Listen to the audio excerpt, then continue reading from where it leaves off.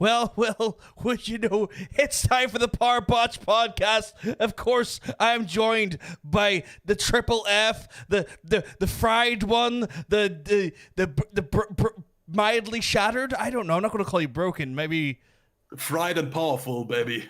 Fried and. I just came up with that on the spot. He's fried and powerful. Okay, well, right. Okay, we're going fried and powerful, and obviously this is the Powerbotch Podcast. I'm John. By the way, I forgot to say, PVG. How are y'all doing? And my God, how's your week been, Mr. Freed? Week's been fine. How about yours, my friend? It's been mental. The last 48 hours has been mental. I don't know if you've noticed, and this is kind of like not a wrestling thing, so it's a kind of a more of a how we make all this shit work thing.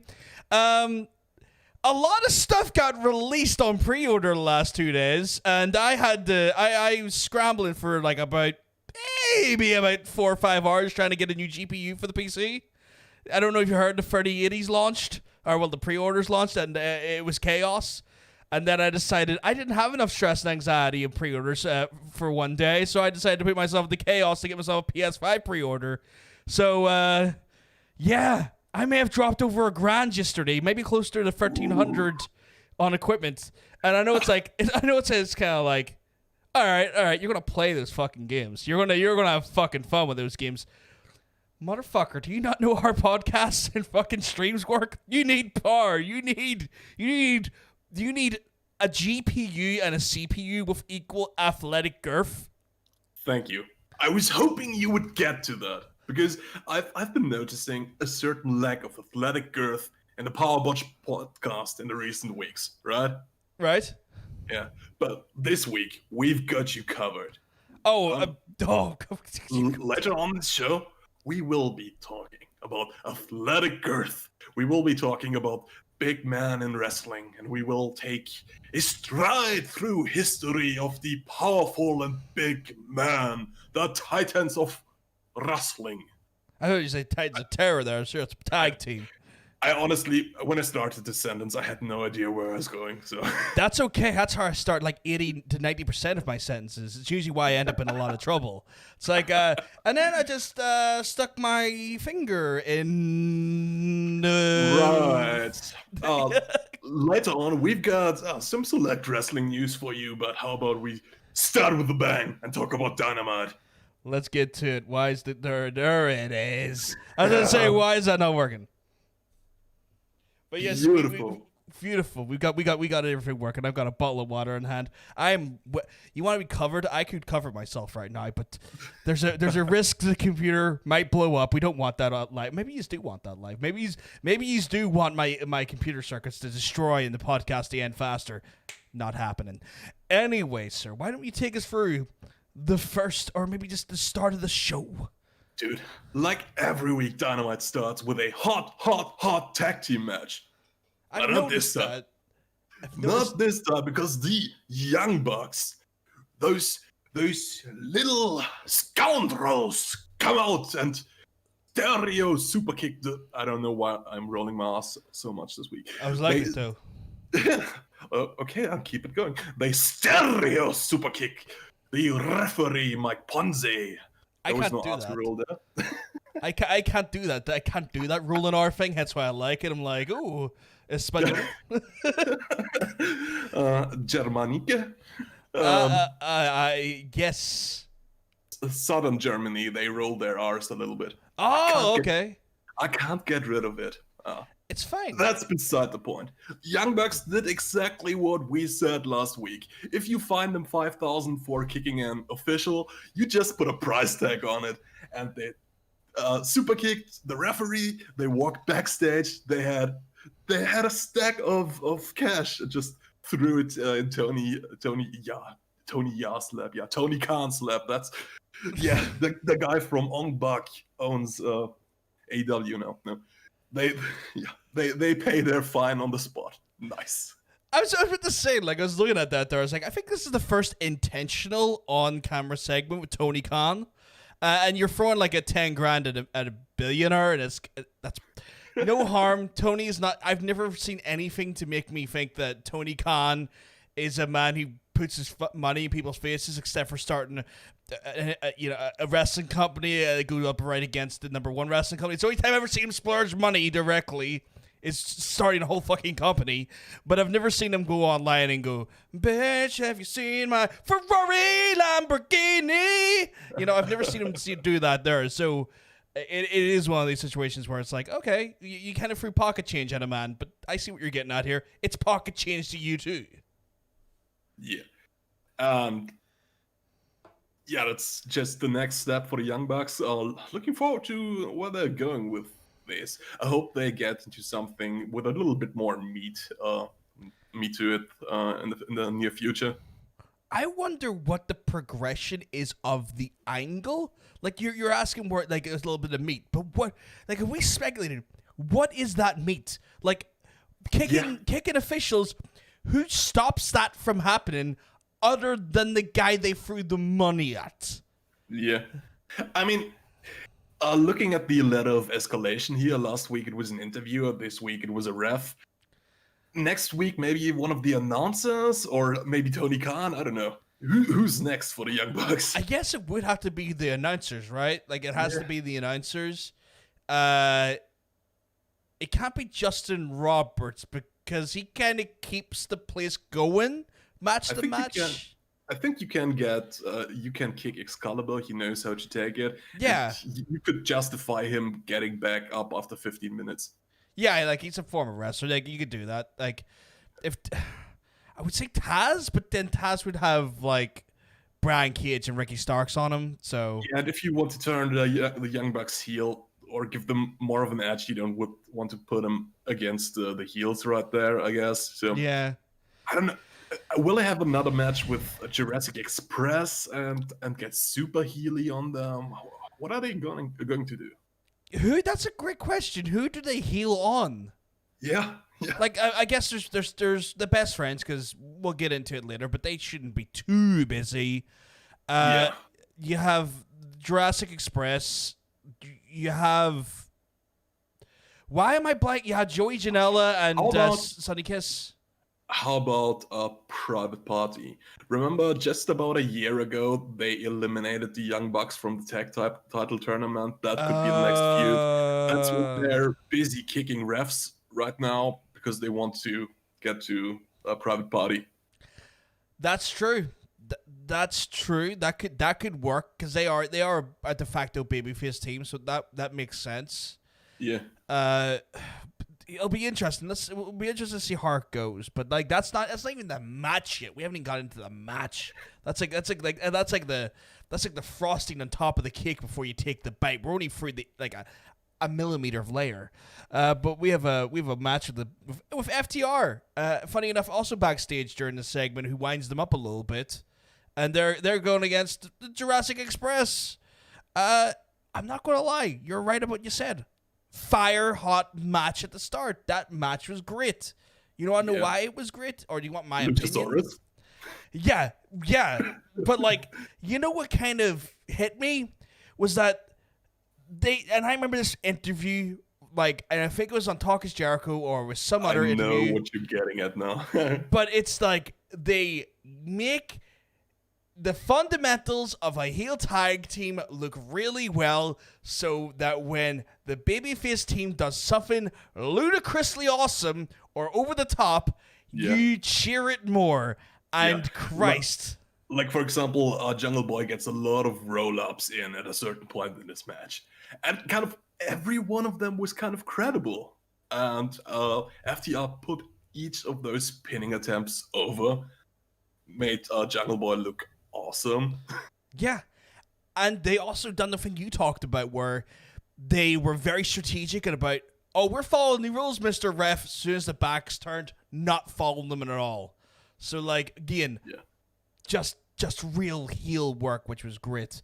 And commentary mentions Arn Anderson in relation to FTR. At least we forget that little threat dangling there.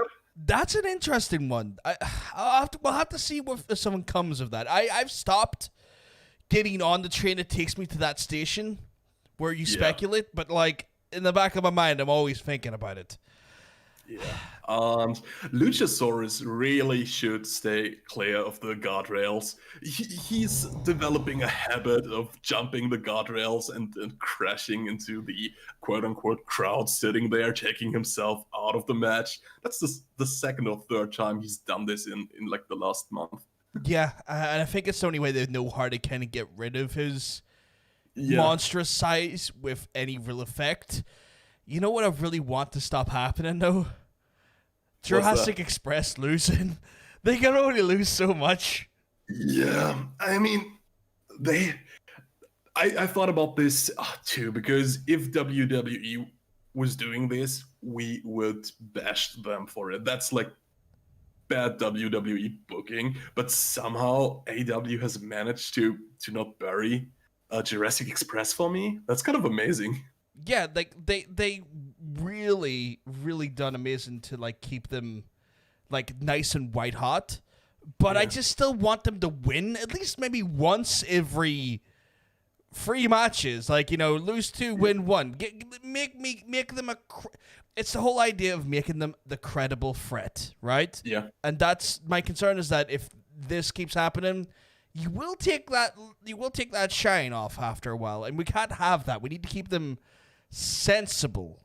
Is the word I want to use. Sensible. I mean, there had been this report like a month or 2 months ago that they had big plans for Jurassic Express, and they were just waiting for a crowd to be there. Was that match at All Out? Was that the big plan, or? I'm trying to think. I mean, that would make sense because like All Out is meant to be there. Do we consider that the WrestleMania, or do we consider Double or Nothing the WrestleMania? Double or Nothing. Yeah. Right. Okay. I guess we treat. How would you see All Out? Is that like, I hate using WWE terms? SummerSlam. Okay.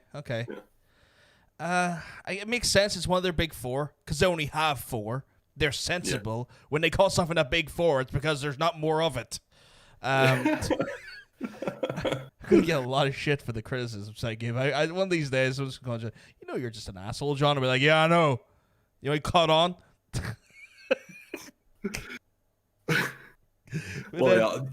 To wrap this match up, FTR win by cheating, and that was a solid opening match. I liked it. Yeah, really good. Like again, one of those matches where this is what you need to do. This is like how you book a live event, even without TV. You gotta get the crowd excited. That does it. Yeah. White hot matches. Yeah. We go into the next segment, which is the. I called it a Matt Hard segment. I've obviously left out the Y. He's hard now. He's not even. He's lost his Y. But it's pretty much he's been attacked backstage by someone. Ooh. Matt Hardy may have lost his Y, but we found the Y. Why would someone do this? Why would someone do that? Well, obviously it's because you're backstage at a wrestling show. Yeah. I was going to say that's the logic dictates. There has to be some sort of shenanigans.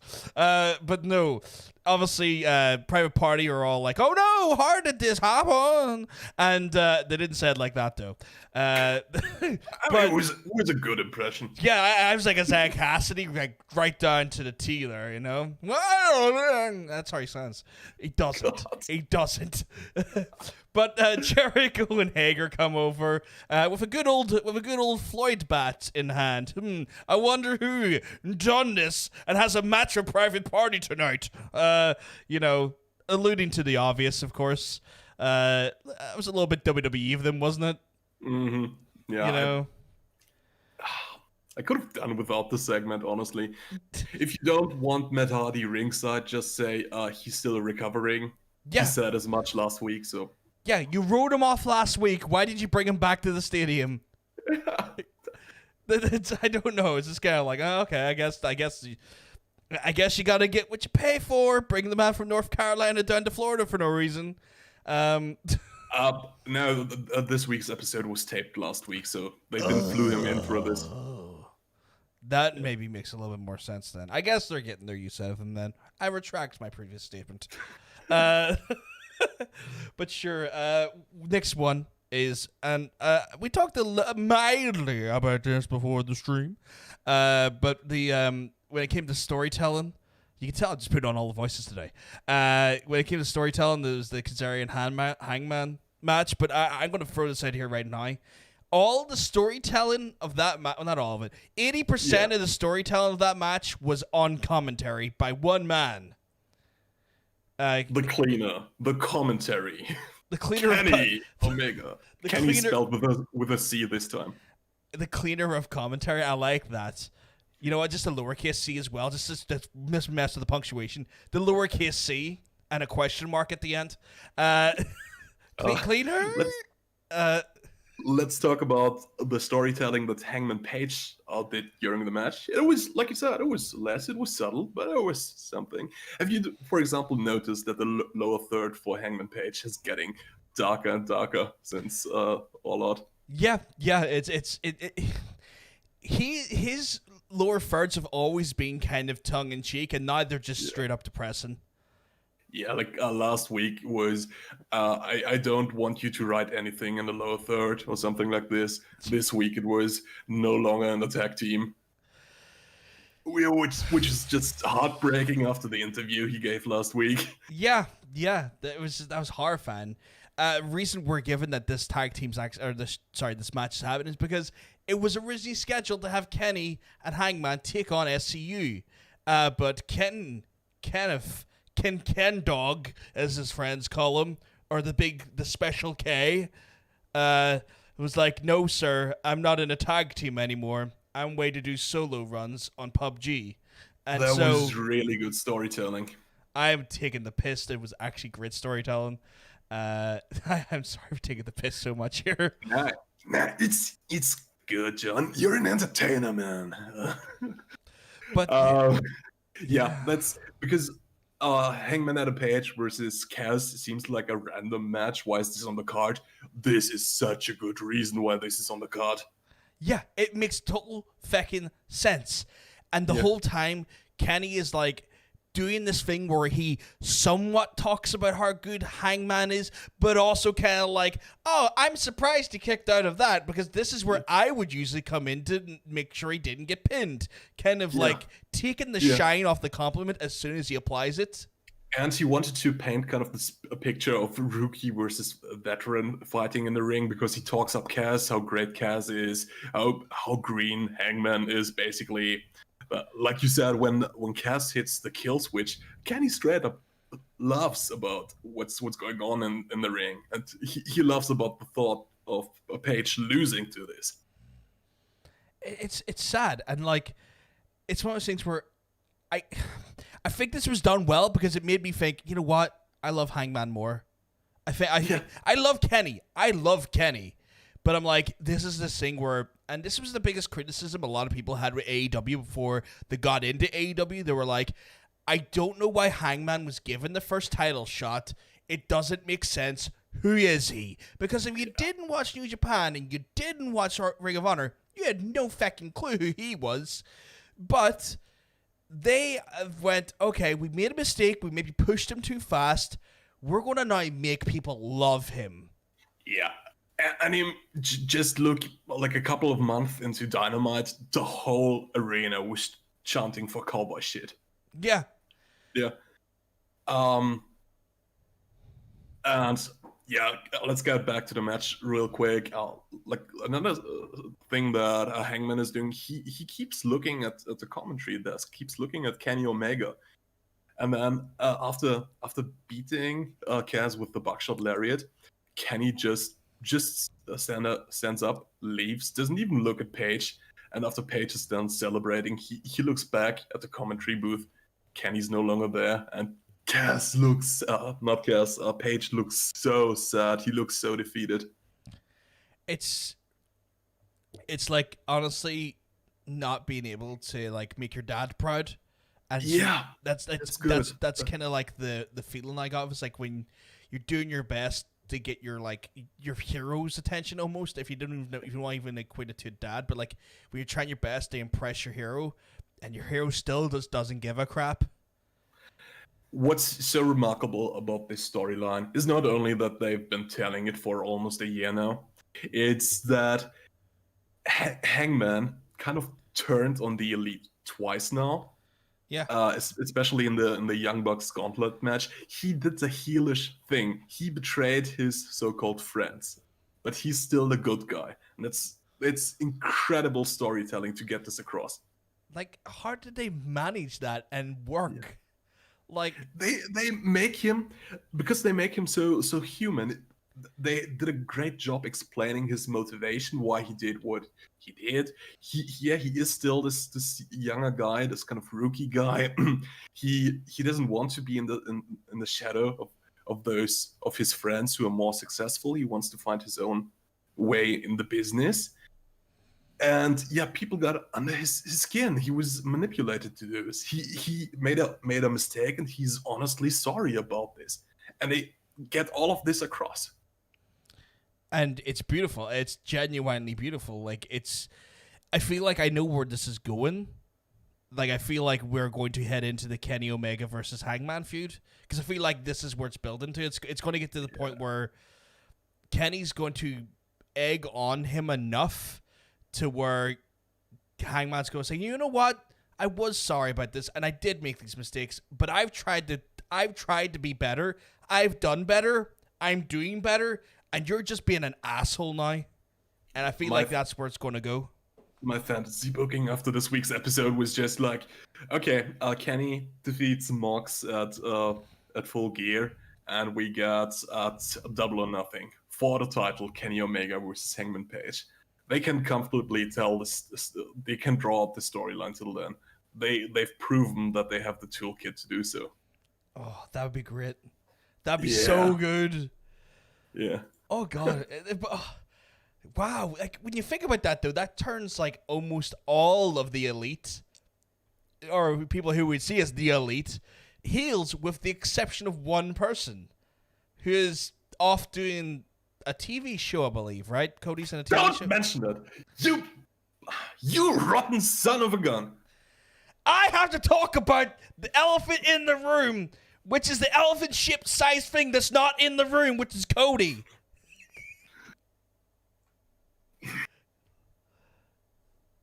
Talking about Cody. Yeah, you can talk about Cody. Just don't mention this. Let's talk about his. TV show. Let's talk about Cody. We're going to talk about Cody and about Cody. We're going to look at his former apprentice MJF versus a jobber. See what I've done there? Just took you off guard. Dude, I beats him in 3 seconds. That was great. That was great. That was the fastest match in AEW, I think. And what I love about this, he wins by cheating. He pokes the guy in the eye and puts on the Soul of the Earth. And then he cuts a promo complaining that he was cheated in his last match. Which is great, right? Like, I give MJF all the credit. That is so really creative. But also, I was just not into the latter half of the promo where I just don't care about him talking about him being the uncrowned champion anymore. Dude, we've not given him justice. He is the undefeated, the undisputed, the uncrowned heavyweight champion of all elite wrestling, and we shall address him as such. The reason I didn't give him credit for that is because I didn't like it. Neither did I. But the implications of his promo are kind of interesting, because he says apparently the only way to get ahead in AEW is if you're in a faction. So will this lone wolf join a wolf pack? I don't know where this is going. I mean, he got an offer from the Inner Circle half a year ago, but I can't see MJF joining forces. No, never can I. He doesn't fit anywhere else. The other thought I had, he brought in the Butcher and the Blade, but I can't see him fit in with the Eddie Kingston gang right now. No, this is the problem. MJF is a massive personality, and the problem with massive personalities is that they can't be in factions unless they're getting the rest of the faction over. Yeah. So did we talk about this? He could be in the Horsemen. I could see him joining forces with the FTR and. Oh, I didn't even think about that. Oh, that's a hot take. That's not even lukewarm. What the hell? Yeah. Did you put the kettle on? What the hell? That's boiling. I mean, yeah. I. It's still. I don't know. I can't see him in this position, but it would make sense. Well, the reason why I could is because he doesn't wrestle a over the top, in your like face with like flip style. And he even made a point as well in his lead up to the Mox match about talking about how he's a wrestler, and he names all these really old school wrestlers. Yeah. And I mean, he could be the Ric Flair of the group, right? yeah, he could. He could be the Ric Flair to the group. Holy crap. How did we overlook this? Until now. If you rewatch all our episodes, I probably brought it up. We did speculate about the composition of the Horsemen a lot. But we all thought I guess Sean Spears could be the fourth, I guess.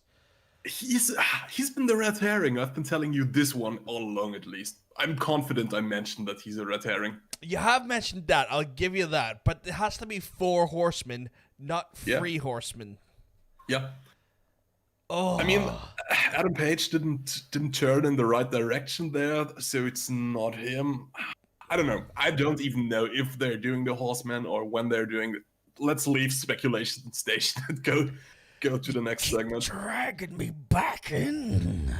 But we'll go on to the next one. It's Technique by Taz. He goes for the spear really quick, as a spear should be really quick. And then we get You just noticed it was not Edge's spear. No, he didn't try to kneel down and blow someone. He's grand. He didn't just kerfuffle his way through it. As we discussed in a previous list and podcast, you can check that out on the channel, guys. Top 10 worst finishers in wrestling. But we did have him go through. I can't remember the specific name of the move. Rochambeau, I believe. Rochambeau. Okay. Yeah. I like the fact that Taz broke down the grip styles. I thought that was great. Like, depending on the weight and body type of the individual, Eddie Stark. Jesus, Eddie Stark. That'd be a great mashup. Ricky Stark would approach it differently depending on how he goes. He's either got like an underhook or he's got it's like a more sort of powerbomb like approach to it. So depending on how he goes, he'll either hook them by the arms or not. And I thought that was interesting. I like that. These techniques by Taz are good. I just wish they were for the whole roster. Yeah. He's doing such a great job. We said it when he first started doing those. He's amazing at them. Now that he's kind of shoehorned into this his little faction, into the Taz Express, it's out of character for him to do it for someone else. I guess he can do it like he did for Mox, breaking down their techniques and explaining why they wouldn't work on his guys. Yeah. Which could be an interesting way of doing it. I hate it when they have great resources and they can't be used for everyone. Like, Taz is such a great resource. But I get it. It makes sense. He's a manager. He has to look after his boys, not everyone. Yeah. Oh, let me have the next. We have the next one. What a weird segment next. The Eddie Kingston and Friends section. I don't know. We find out later that he's a family, apparently. But like, go back and listen what I've been saying all along. La Familia. Been saying that since the inception. Okay, I'll give you that. But again, it's interesting because again, he starts it off talking about the fact he never lost a Battle Royale. And then he just talks about, and I'm surprised I don't have this trademarked. I'm sure I've called myself this many a time. He called himself an Agent of Chaos. I like to think that I'm the Agent of Chaos, but okay, Eddie. I see you. Pretty sure that's an MCU movie. Is it? I don't know. It could be. It will be after they get the licensing from me. But yeah, like they are a family of wildlands. I love that one. You know what though? I can relate to that. I am the youngest of 8. You do get a little bit violent with your siblings. It makes sense. It's a relatable concept. Anyway, so this is the follow-up to uh, the little infighting they had going last week. I know they are a family of violence. They fight to get over stuff. They pull in random guys from the crowd and beat them up. And now that everyone is ready, they need to clean house, and Blade needs to get his house in order. So apparently, Butcher and Blade will feud with the Nightmare family in the near future to get Ali back from QT Marshall, which is a weird situation to bring up right now. Yeah, that was a weird one because it's almost kind of like it's closing off a story gap that we asked about quite some time ago of why is Ali no longer with Butcher and Blade out of nowhere? Yeah. And now that Eddie Kingston has addressed this, like, I think he brought it up 2 weeks ago the first time, that she is the wife of the Blade. Yeah. But we've been seeing her going out with QT Marshall for a month now. And what has the Blade been doing all this time? Like, just watching his wife hang on the arms of some other lad. Just casual stuff like that. I mean, if he's a cuck, if he's into this, okay, that's his thing. But not with QT Marshall. Maybe that's his style, like you said. Maybe that's his thing. But like, I was expecting a bigger angle that maybe the Butcher and Blade. I just want to clarify real quick. QT Marshall is a cool guy. It was just for the joke, QT. Just in case you're ever watching this, by the way.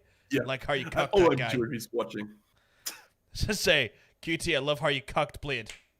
Dude, I mean, we never know. In 5 years, maybe 20 people will watch the podcast, and then they will go back and see this episode, and like, now QT Marshall won't come to do an I don't know.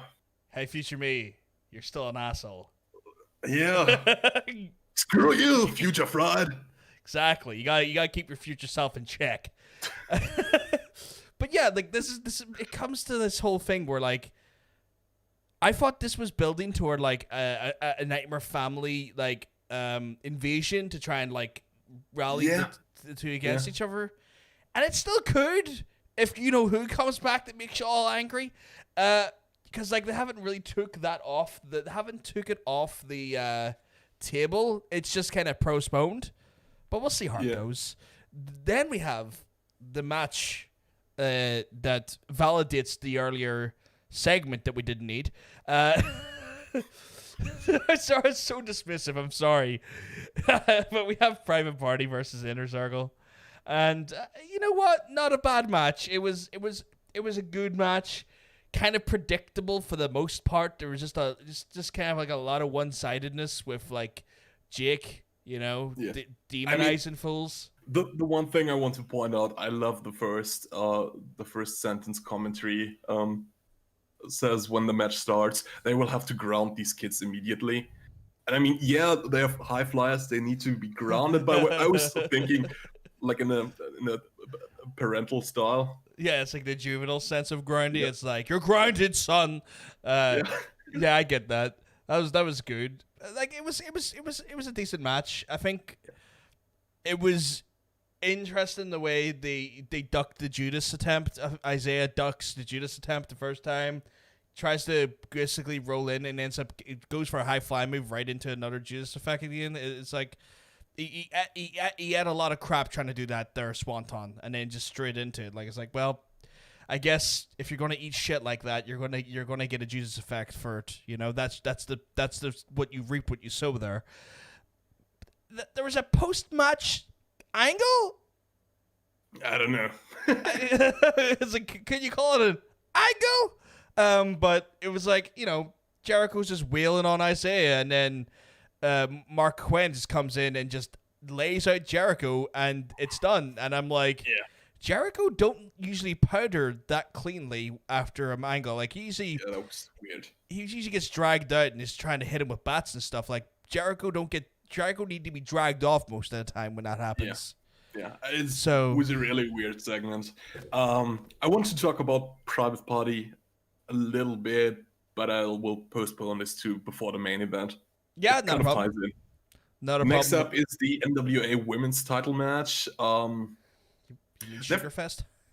Yeah, it's been reported that Evilise didn't sell the offense of Thunder Rosa the way Thunder Rosa wanted this, so Thunder Rosa decided to work a little bit stiffer, and apparently some of the segments have been cut from the broadcast.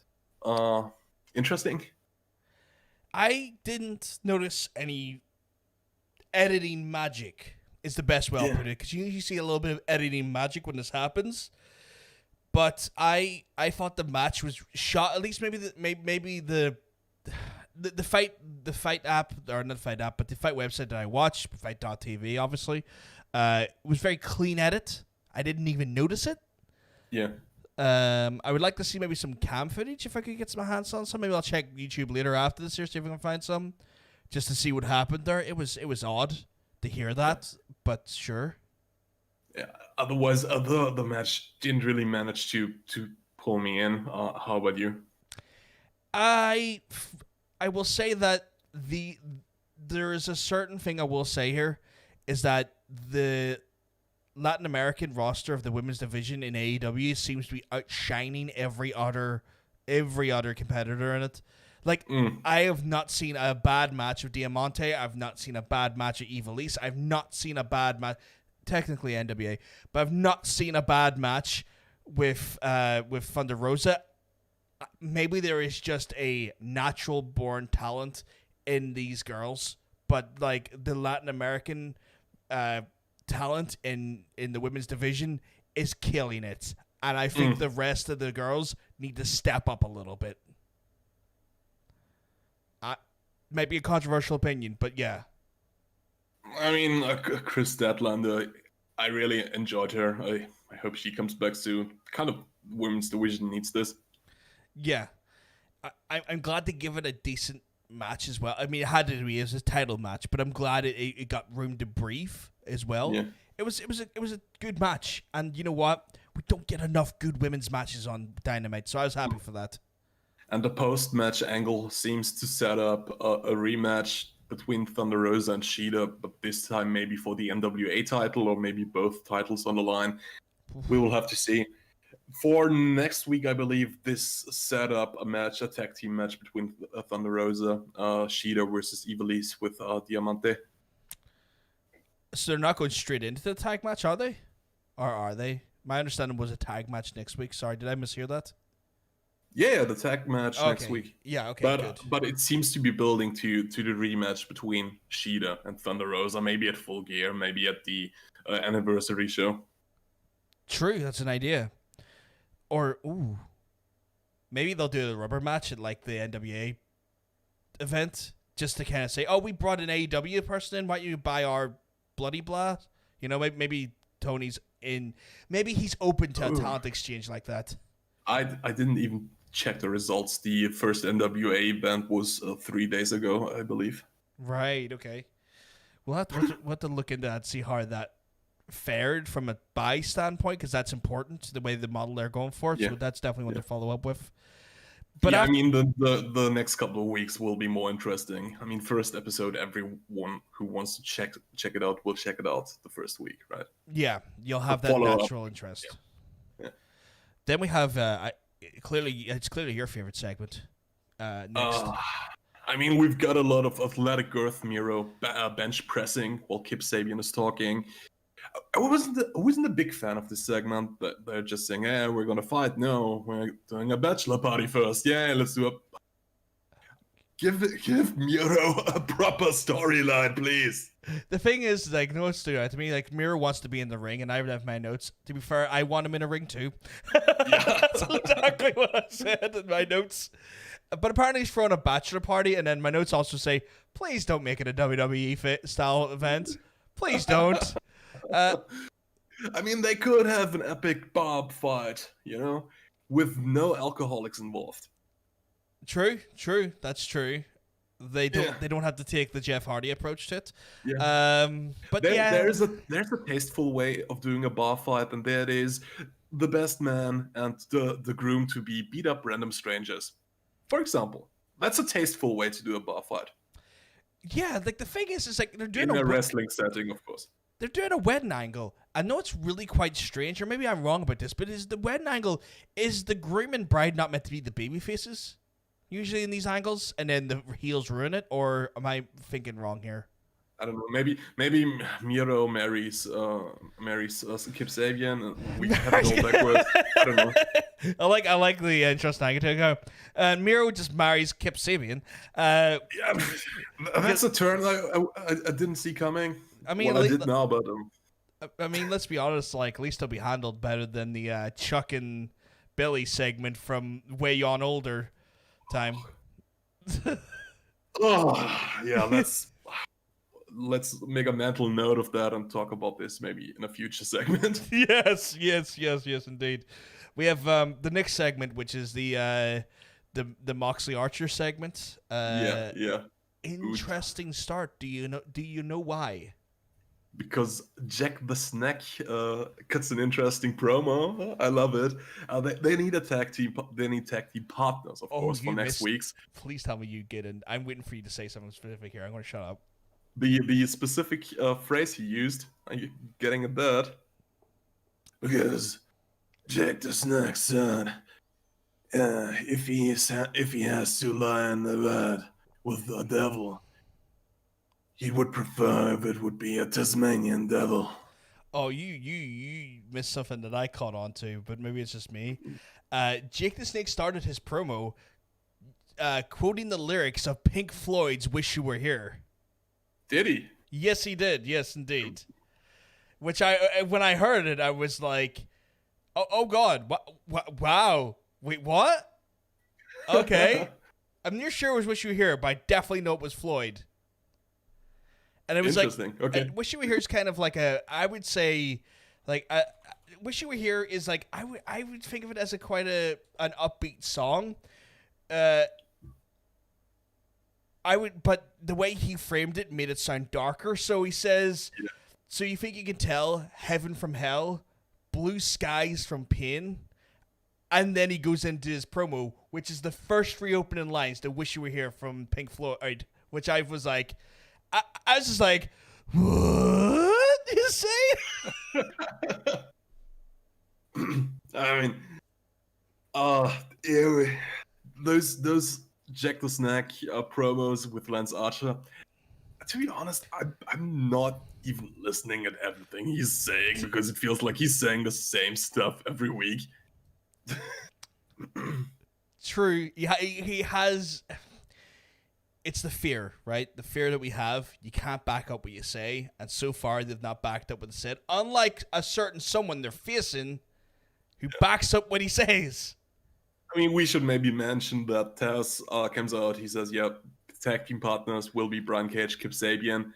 But it's all about business. Brian Cage will get a title shot if Lance Archer wins the belt. Mm-hmm. Which means Lance Archer will probably not win the belt. Yeah, you're feeling that as well. Yeah. Kind of they broadcasted, telegraphed that, whatever you want to say. They definitely brought that into. I mean, we speculated as much when he was announced as the winner. Yeah, like it just didn't make sense. Like I said, like he had a great match. He had a great match with Mox at New Japan for the United States belt at Wrestle Kingdom. Sadly didn't win, but it was a great match. So it's not. Have you noticed? This is old school, early 90s, late 80s booking for a babyface champion. They're feeding him monster after monster. The big scary cult leader, the big beefy Brian Cage monster, the big murder hawk. This is like they're feeding the Dungeon of Doom to Hulk Hogan to build him up. But you know what? At least they're actually making it work this time. Yeah. And but it's just strange that all the big title defenses for Mox have been against wrestlers who are described as monsters in a way. I think if we're going to get Mox properly over, though, in this way, we need to make him walk up to a random source of water and go, "Oh, it's not warm or cold or something," you know? Be very shocked by the temperature of water. I think like that gets him over. Yeah, makes him human. I guess. You wanted to talk about Mox coming out through the stands.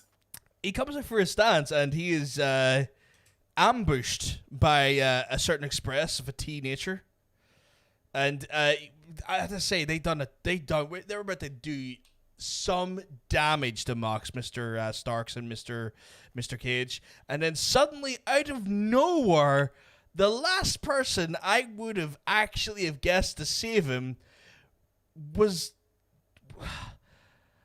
Will Hobbs is his Will name. Hobbs. Yeah, I know it was Hobbs. I couldn't remember the first part of the name. Apologies, Will. But Will Hobbs saves him, and I was like, with a chair as well, which I guess that's the great equalizer. Like, Will Hobbs has got a lot of athletic girth on him, and he's also armed for chair as well. So he's taking on, like, he can go toe to toe with Brian Cage, but he's also got the equalizer for Ricky Starks. And I was like, what interesting choice. Apparently he impressed a lot of people at the Battle Royale. I mean, he got signed this week, officially signed. Which is interesting. I would like to see what they plan on doing with him, which is great to see.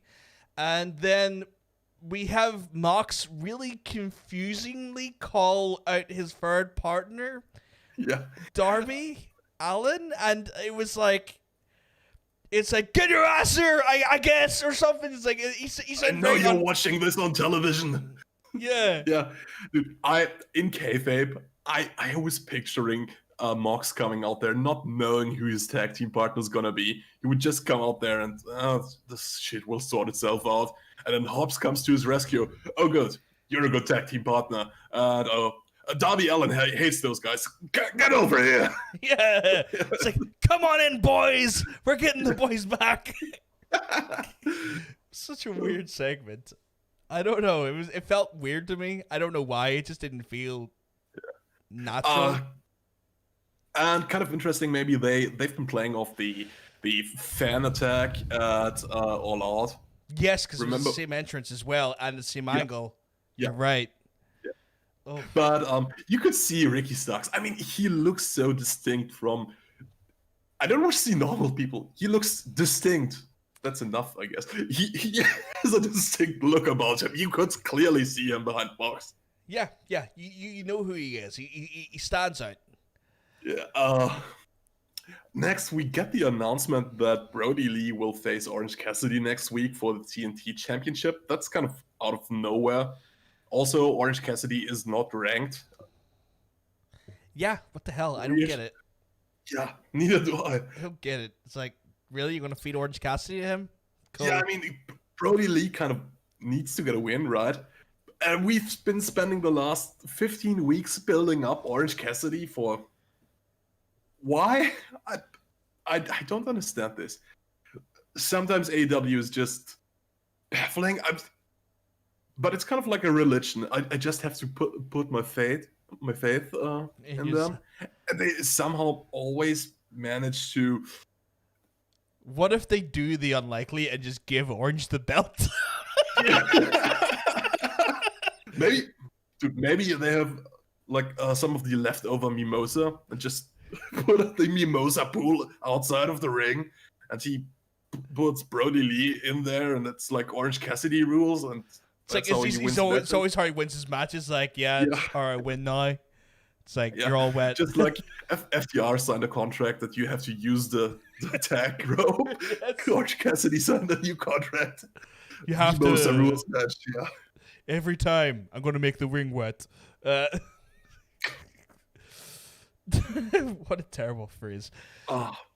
Main event, Parking Lot Brawl, Best Friends versus Santana and Ortiz. And I want to talk about Private Party real quick here. Because,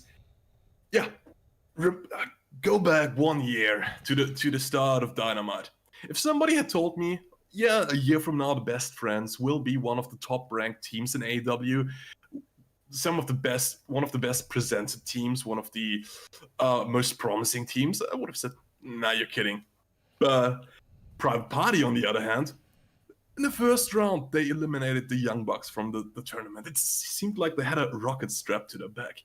And they did F all this entire year with Private Party. True. Yeah. They've been kind of an afterthought while Best Friends were Yeah. all over the I think show. I think Best Friends really impressed people during the hard lockdown area in the QT Marshall's training school. When they were really workhorses, they had a lot of matches during this period of I time. think they had 4 matches in 12 hours, Yeah. which was it's insane. And they are in storylines all the time. They are mingling with the upper echelon, like by extension of Orange Cassidy. They have positioned themselves really well.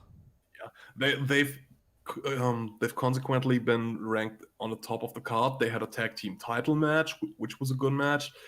They're doing really well for themselves, and the way they have presented Trent, how his character evolved over time. And now look at this match. This is a serious match, as serious as a match can get. And this is from I don't want to call them a comedy tag team, but they're more on the cartoonish side. But when they started, it was the team hug, and this kind of is the character growth they went through over this year. It's all culminating in this parking lot brawl, it feels like. Yeah, like they were considered like slackers. They were kind of like the guys who were not a joke, but like maybe just didn't care. They were kind of like extensions of Orange Cassidy's personality with a little more vocalism to it.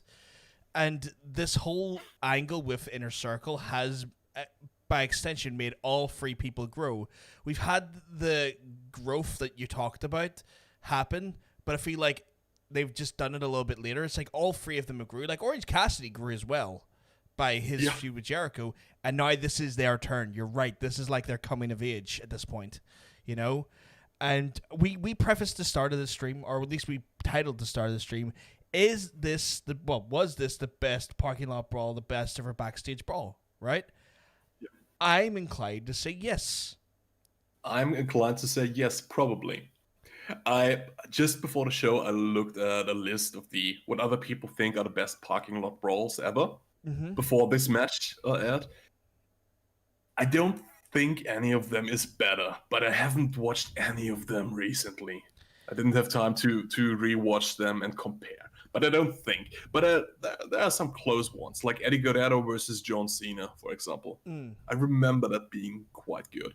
And they did the same thing, like the ring of cars, which is such a great visual. Yeah, and they had like the proper they had the proper atmosphere with like the people around the cars as well. It kind of looked like if you made Raw Underground look good. And then I was thinking the same thing. This is what Raw Underground wishes it is. Yeah. Yeah. And they didn't shy away from the violence. Like, this was a really violent match. Yeah. Like, how many 2x4s are smashed over each other? You have the really devastating moment where like Trent is put through the car window, and if you're a keen-eye observer, when he takes his back off that window, there is legitimate glass fragments in his back. Yeah. Jesus Christ! The use of like the boards on the pickup truck when they were doing like I can't remember what it's called, but it's almost like a seesaw. The move that Trent uses was the Dude Buster. No, not even that there, but like you ever see where like they pull them up and hit them, like. Oh yeah, the catapult, right? Yeah, like a catapult. Yeah, that's what it is. Like, Like they effectively use, like, we're not even talking about the Dude Buster, which we'll get into in a minute. Yeah. But they effectively, it made it look like a realistic fight. It didn't look corny. It looked like these people were genuinely trying to kill each other. I mean, just one of the first moves in the match, which was probably botched, but it made this entire match look so legitimate. When I think it's Chuck who throws Santana into the side window, and he crashes with his head into it, and the window doesn't break. Yeah, I think it was supposed to come off, but he hit his head hard. Yeah, he hit his head hard. And then you had Ortiz, who was like stuffed into the bonnet of a car and smashing that off him, and then sentoning onto the actual like bonnet of the car while Ortiz went through hell in that match. It's, by the way, it's the hood of the car for the international viewers. Ah, the hood of the car. Yeah. My apologies. People outside the islands don't know what you're talking about. That's fair. That is fair. Honestly, I wouldn't have known if I hadn't seen the other British guys talk about this match. I didn't know the word before today. Really? Yeah. Right. Okay. Wow. I didn't know that. But yeah. Okay. Well, I'll use a more colloquial term for our interviewers. The hood of the car. Other great spot. Chuck Taylor gets suplexed on top of a car, and then Santana frog splashes from the truck onto him. That looked brutal. Oh. You could see like how deep the indentation of the car was. Like, that was proper wrecked. I don't know who they're renting those cars off, because they're certainly not buying them. But they're going to get blacklisted after a while. The amount of car abuse this show puts through is insane. That's why Tony Khan can't show off his Ferraris on Instagram. Ah, because they constantly bashed and beaten. Yeah. And shall we get into the finish? Yeah. With the surprise participant in the match, Orange Cassidy comes out of the trunk of a car. He has his fist wrapped in chains, super punches Ortiz, I believe. Yeah. Did you like the inclusion of Orange Cassidy? I mean, it was kind of foreshadowed last week. He was included in the beatdown and stuff, so... Yes and no. I feel like it takes the shine off them too for being able to beat them. Like, yeah. I feel... It's like, let these two get a win without... I don't want to call it cheating, because there realistically was no rules, but without, like, giving a higher man advantage, even for one move, because it was still his finisher with a weapon on it. I feel the same way. I mean, I can understand it makes sense, but like the whole Sue's car stuff, it was just between the two teams, and I wanted to end it just between the two teams. So it was still a fantastic match, but it was like the Orange Cassidy, and that was the only bad thing I can say about the match. Yeah, a little bit. It takes a shine off them a little bit, which I would have liked to have stayed on more. The match ends, though, as you mentioned earlier, the Dude Buster onto the plywood and then going for the win. And then, speaking of Sue's car, what shows up?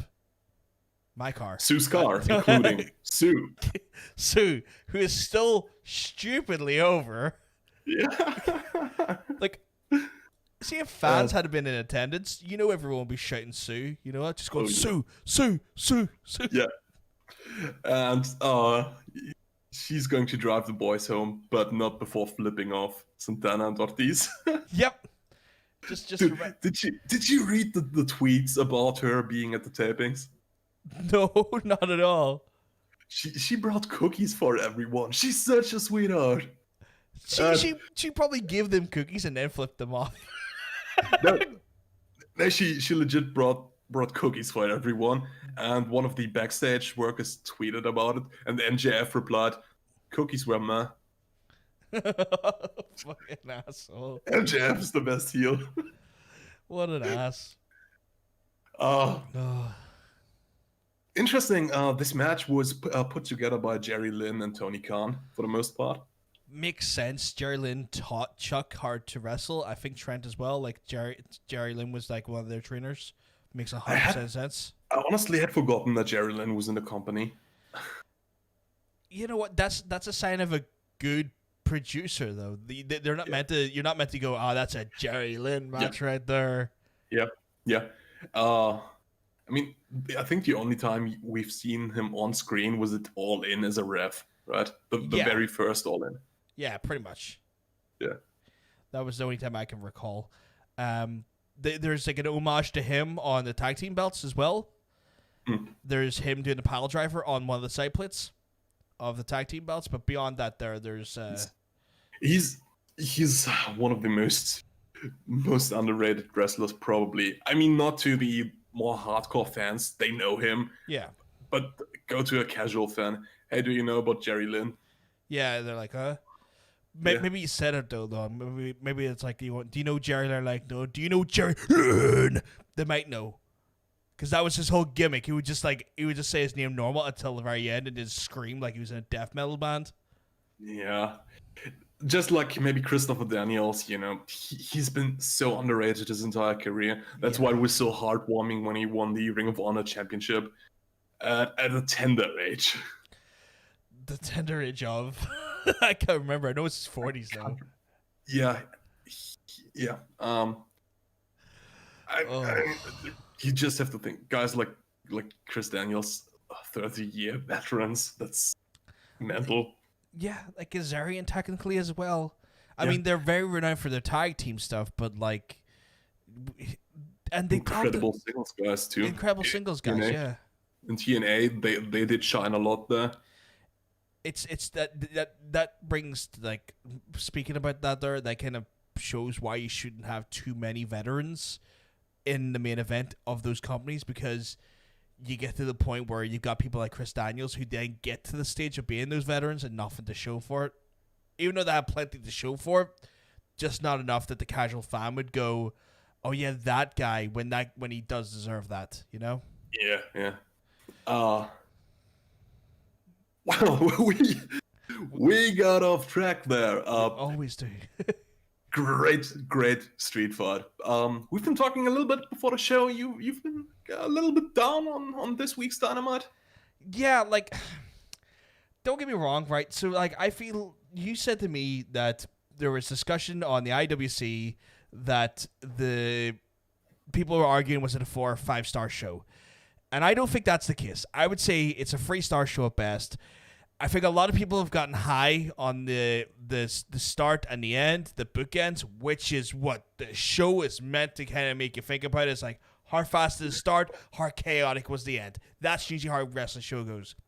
But there was enough segments in the middle of that sandwich after I got my fucking teeth through the bread that it tasted a little bit of shit.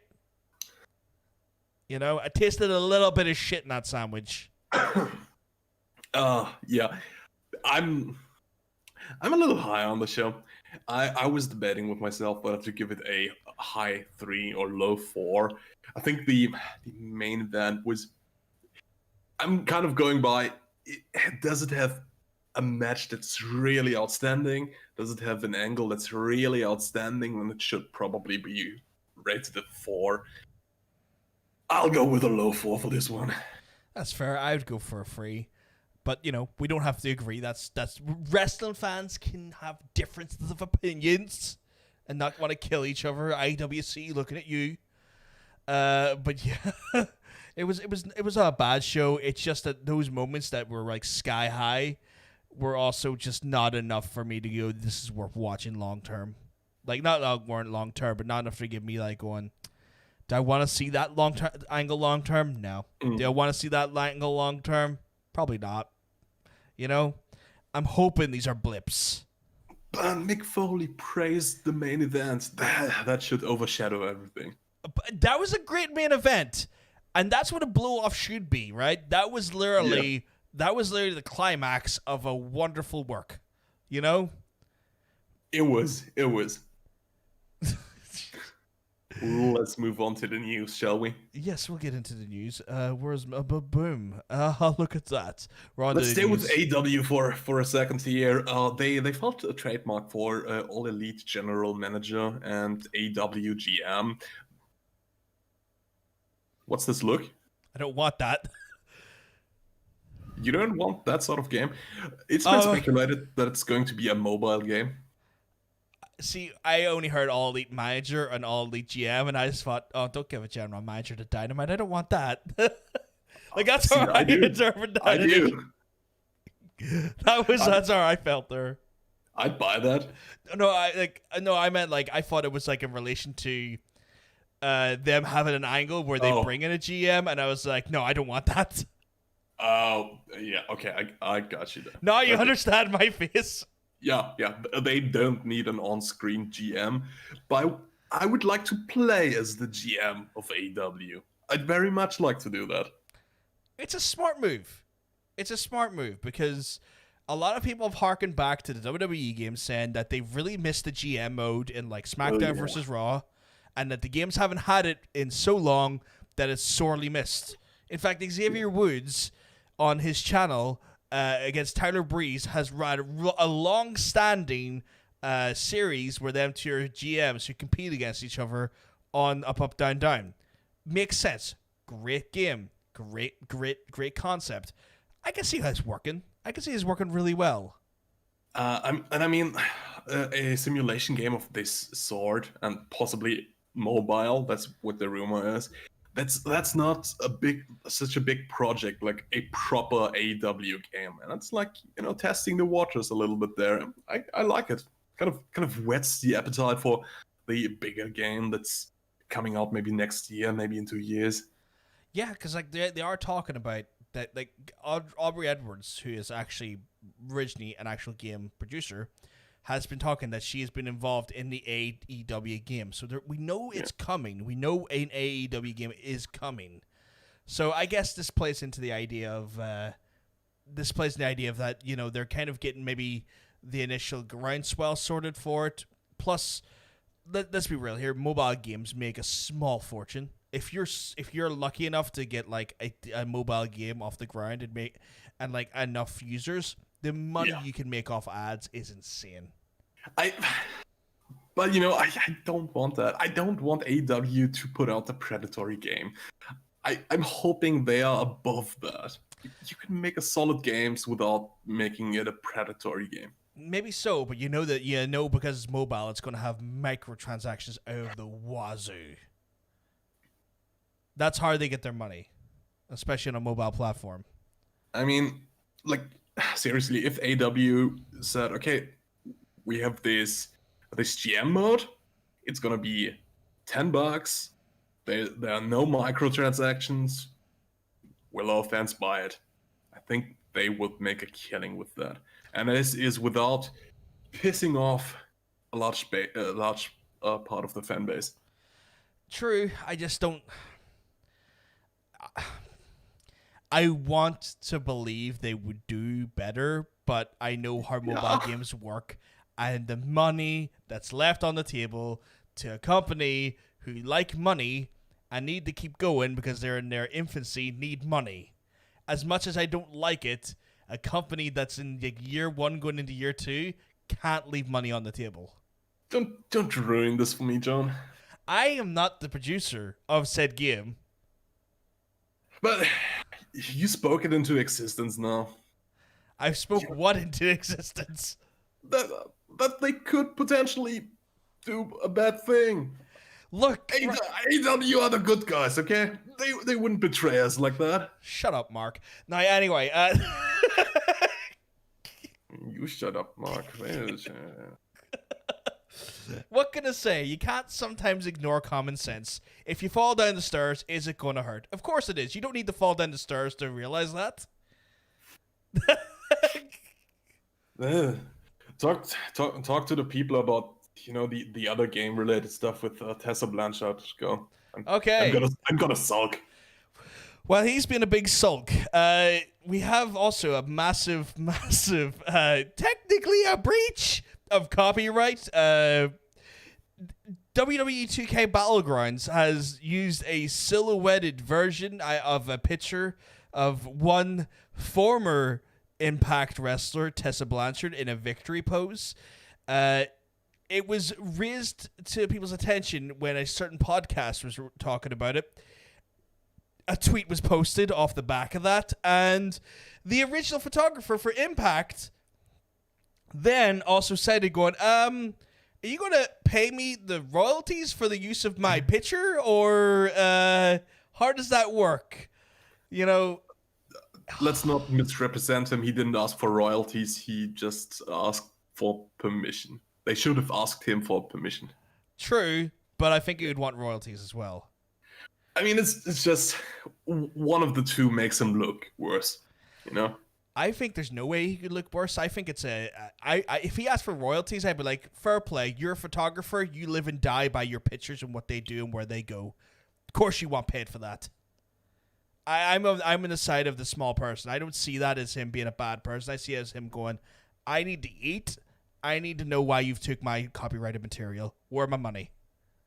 Yeah, but just, asking for royalties is is another legal step, and he didn't say that, so let's not put words Fair. in his mouth he didn't say. He didn't say that, but I respect him if that was the inclination that he's going with, or the action he pursues. Because, oh dear, like 2K, what have you done? You've released WWE 2K20, and that was bad enough.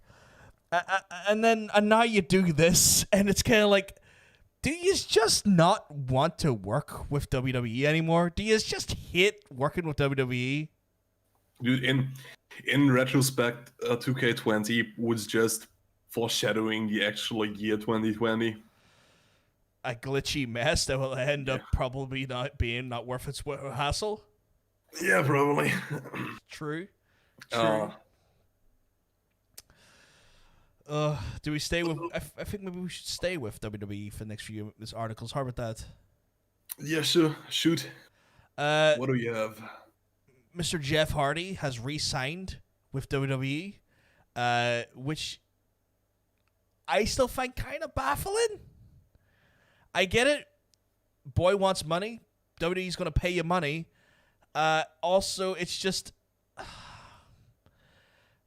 just worry about him. Like, I worry. Like, after that match where they used his dependency issues as an angle, I'm like, oh, come on. Get away from that. That you don't want that. You don't need that. You can do better elsewhere. We've kind of talked about this at length this week. I don't want to reiterate everything and get too deep into this, but I have the feeling he is a recovering addict, and he probably feels tremendous guilt about his behavior in the past. And and on the other hand, gratitude that WWE is still taking him back time after time, is helping him out by providing him with rehab and stuff like that. And yeah, you can't say, yeah, they do that for everyone, but that's not the important thing on a personal level, you know. Yeah, I get that. He's just there. Those people, there's help for me there when I need it. You know. Yeah, I get that. It's just it's all well and good if you provide the help. My problem is that, but at what cost? If you're constantly going to make him go through the pain again, a helping hand is not enough to overlook the slap in the face you just got. Yeah, we've been talking about the baffling booking of his character. But another piece of news that's come on last week, Jeff Hardy wants to eventually transition into a producer. And I mean, how long can he really wrestle his style? How long can he continue doing that? He's probably sticking around with WWE to land a producer gig. Might be another way of looking at why he did sign again with WWE. Yeah, that makes sense. Like, it's. I don't want to sound like a total downer for everything he does, but I would look at a producer's role as the most volatile role, along with the writers in that company, because the amount of producers and writers they chew through, what happened recently with all their producers, doesn't give me confidence that it's a stable position. Like, I get it, but I'd also weigh up the pros and cons of that. Yeah, but all I'm saying is, I think the personal stuff is influencing Matt Hardy in his decision, or Jeff Hardy rather, in his decision, and I don't want to call it into question his rationale. There's probably a lot of stuff we don't know about. That's true. I get it. Like, people make decisions for their own good and for their own with their own logic and insight. It's just baffling as an outsider, knowing as much as we perceive to know. Because I'm not going to say we definitively know anything, but what we perceive, the logic doesn't seem to be there for me. But sure. And then we go on to the next one, Mr. Keith Lee. You're telling me some interesting news about that. Rather no news about that, because apparently WWE do not have plans for Keith Lee. Dave Meltzer said they still want to push him, but there are no plans in place right now. It's kind of baffling for me. You know, dude, it takes 5 minutes to come up with a storyline to keep Keith Lee going. Let's see who's free. Dolph Ziggler. It doesn't even matter. Just give him something to do. Dolph Ziggler. Dolph Ziggler comes. You are the new big guy on the block. I will beat you up. That's not how he talks, but dumb voice. Okay, so they have a match and Keith Lee overpowers him and he wins. And Dolph Ziggler is, you big fat guy overpowered me, but you don't have a chance in an athletic competition. And Keith Lee does a triple backflip and wins. I don't know. So that gets this side of him over, and then Dolph Ziggler goes, no, but on the next pay-per-view, I will beat you in a match of my choice, a street fight, which I have never won. And then Keith Lee beats him in this, and wow, we have 4 weeks of storytelling. Took me 2 minutes. And it's in line with like WWE's format because they do Yes. they do what I use mean. Ziggler as the feeder. Like they always feed Ziggler to the new person. And they go after the body shape, and this way you could put him over. He's strong. He's athletic. He can do cool stuff. He's the total package. It's like, why did you take him off NXT? Why did you make him drop a title too soon? It's like you Yeah. could have kept him where he probably would have done the most good, if I'm honest, in NXT. Yeah. But I don't know. It's baffling. Like, you know what it's like? It's kind of like your dad and mom's rich, and you're a child, and you get every single toy you ever wanted. But every time you get bought a new toy, it's interesting for that hot 5 minutes till the new toy's bought, and that's legitimately what WWE is. It's a child with rich parents that keep buying them new toys. Dude, yeah, same with Andrade and Almas Andrade. Yeah. I did say that twice. Aleister Black and Andrade, those are the two guys. Yeah, same thing. And they did re-debut Aleister Black with the eye patch and stuff in a segment with Kevin Owens, but apparently they lost interest again. Andrade Cien Almas, NXT champion, so freaking over. They did nothing with him on the main roster. Yeah, absolutely. nothing. That just now was me suppressing a big F word. Let it out. You can't keep that stuff in. It'll do you bad. But yeah, it's frustrating because again they could be utilized better. They could do more. But I guess we just need to be aware of this and just deal with it because they won't. You know, it's just as simple as that. But you know what? We'll get into something a little bit more enlightening, a little bit more fun, a little bit more happy. Indeed. Yes. Do you want to talk about it? Oh, yes.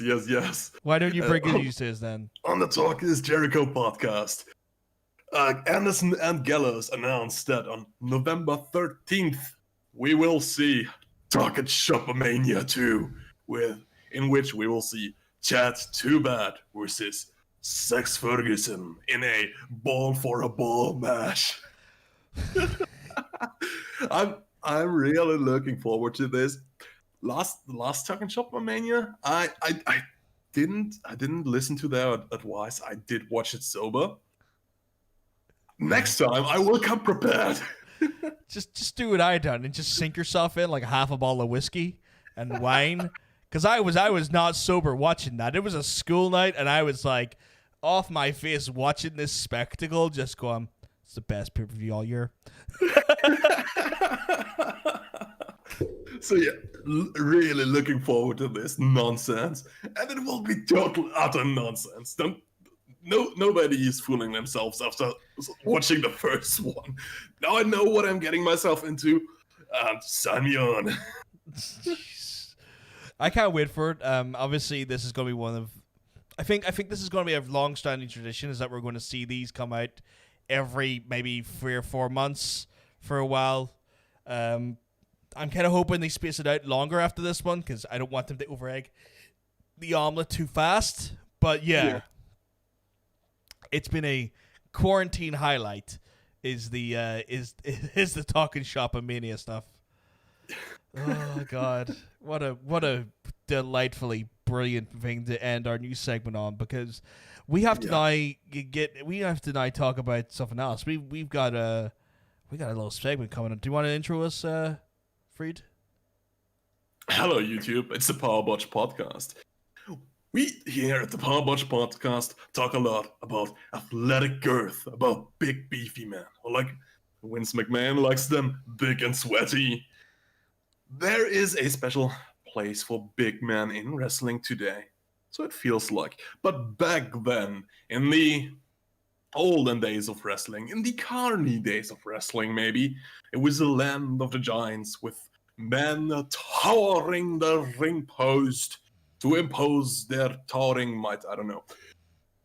We're going to talk about big men in wrestling.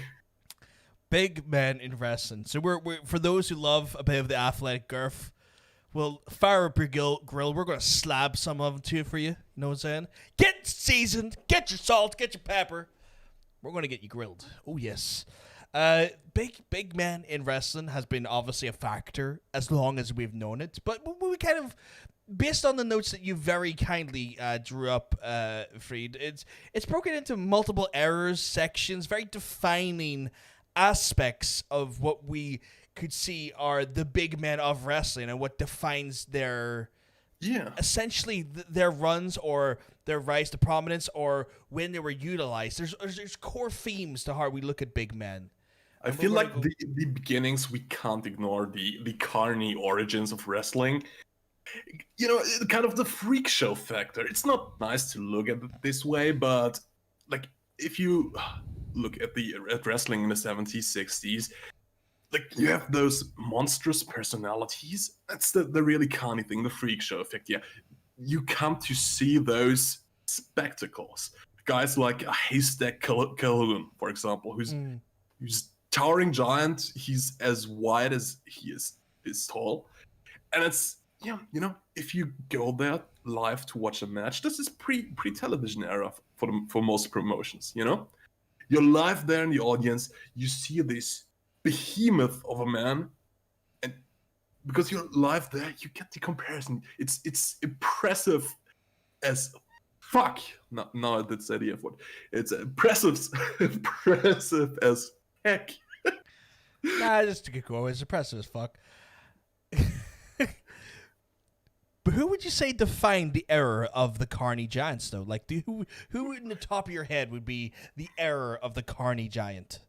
I mean, there are a lot of names that come to mind, like Gorilla Monsoon, for example, George the Animal Steel. But if we are talking about giants, the giant of giants, it's probably Andre the Giant. Andre the Giant, who, based on the notes that you very kindly provided as well, was about over 2 meters and 13 centimeters. So, you know, to say the least, not a short man, to say the least, you know? Very, very fucking tall. I'm just going to, for those who maybe work on the idea of feet to meters, I'm just going to give you an indication of what that is. So we're talking, you know, 7 foot, 7, let me just double check here. I've got my metrics backwards because of course I do. There we go. Should be 7 foot 4 inches or something like that, shouldn't it? 7 foot 4 inches, yeah. So, yeah, just about Did I get that right? 7 foot according to the calculator. 4 inches has been left off, and I don't know why. Huh. I don't know. In my head, Undertaker was 7'2". Maybe. Gotta bear in mind though, WWE are very good at slightly inflating the figures because this was a carny tactic, guys. Yeah, they would sometimes inflate the figure to make you then be in more awe of them. But Andre the Giant, I think you can get away with inflating the figures if you televise it, because you have to emphasize how tall they are on commentary if you're not live in attendance anymore. Yeah, exactly. So it's one of those ones where you are trying to get these larger than life figures. You're trying to draw a git. How you draw a git? Well, you then tell people about these monstrous, diabolically like large people that no one has ever seen before. And that's the way it's done. It's usually by like inflating certain things. Like in Vince's House of Hard Hustles, you do have a lot of kind of lies about how many people they've seated and whatnot, but it happens. Beyond Andre the Giant, though, you did talk about some other people. You had like Gorilla Monsoon and whatnot in there. Some people may not even seen Gorilla Monsoon on TV outside of the commentary capacity, but he was a wrestler before. That was a good shout. I mean, a couple of other noticeable names from this era, maybe Big John Studd, King Kong Bundy, a Giant Baba, if we want to go to Japan, Antonio Inoki, probably one of the most important Japanese wrestlers, Abdullah the Butcher, Earthquake, One Man Gang, Bruiser Brody, Big Boss Man, Black Chick Mulligan. List goes on and on about notable big man. But of course, there are other really, really important big people in this kind of era. We're now in the 80s, approaching the 90s. Hulk Hogan, yeah. He in comparison to Andre the Giant, kind of a small guy, ain't he? yeah, like a really small guy. Like when you look at it, like you look at WrestleMania 3, which is kind of like the big time when they clash. Like they fought each other before, but like at WrestleMania 3, that was like the big clash. Like, could Hulk Hogan lift Andre the Giant? He did, but it's one of those ones where spoiler for anyone who hasn't watched that 30-year-old pay-per-view. But even then, like, Hulk Hogan was a massive man, and he was the face of WWE for the whole golden period. He came in. Now, if you thought Andre the Giant was big, and you thought Andre the Giant was big, he was around 7 foot. He was in the 7 foot mark. Hogan comes in at the 6'3" mark, or the 1 meter and 93 centimeters mark.